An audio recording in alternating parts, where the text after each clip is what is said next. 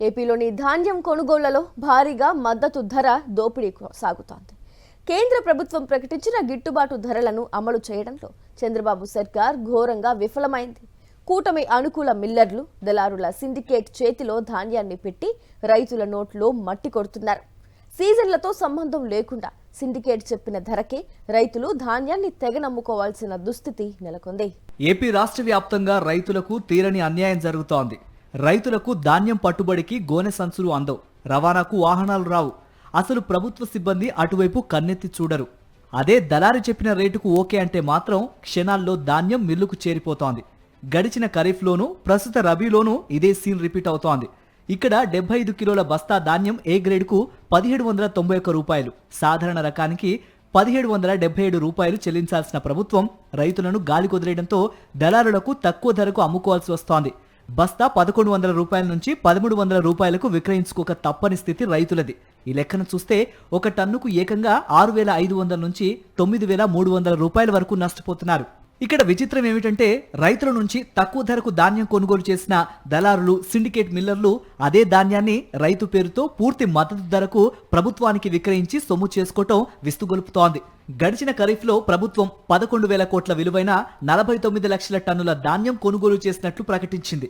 ఇందులో మొత్తం దళారులే రాజ్యమేరడంతో దాదాపు 3,100 కోట్ల నుంచి 4,500 కోట్ల రూపాయల మద్దతు ధరను కొట్టేసినట్టు స్పష్టమవుతోంది. ఓ మంత్రి వియ్యంకుడికి చెందిన పెద్దాపురంలోని పట్టాభి ఆగ్రోస్ ఇండస్ట్రీస్ కేంద్రంగా ధాన్యం సిండికేట్ దందా నడుస్తోంది. ప్రభుత్వంలోని కీలక పదవిలో ఉన్న మంత్రికి వియ్యంకుడు కావటం, పౌర సరఫరాల శాఖ మంత్రి సొంత సామాజిక వర్గానికి చెందిన వ్యక్తిగా గుర్తింపు ఉండడంతో పట్టాభి ఇండస్ట్రీస్ గడిచిన ఖరీఫ్ ధాన్యం కొనుగోలులో ఏకఛత్రాధిపత్యం సాగించింది.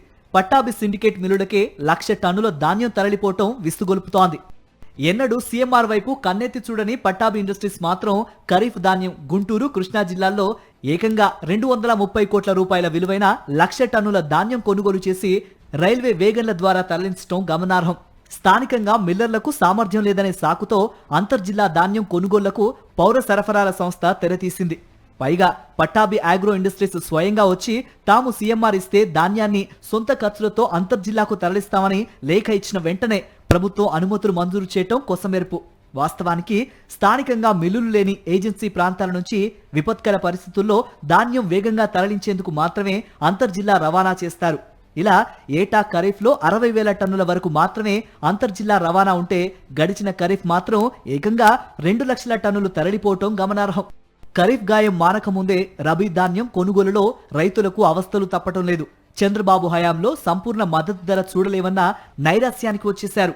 పంట కోసి 20 రోజులైనా కొనుగోలు చేయకపోవడంతో ఆవేదనతో రైతులు రోడ్లపైకి వస్తున్న దుస్థితి. రైతులకు ప్రభుత్వం కనీసం గోనె సంచులు కూడా అందించట్లేదు.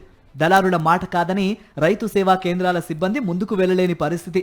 గత్యంతరం లేక కోసిన పంటను కోసినట్టు 1,100 రూపాయల రేటుకు అమ్ముకుని రైతులు నష్టాల పాలవుతున్నారు. పైగా ఇటీవల అకాల వర్షాలకు పంట తడవడంతో ముక్క విరుగుడు సమస్య రైతుల్ని నిలువునా ముంచేస్తోంది.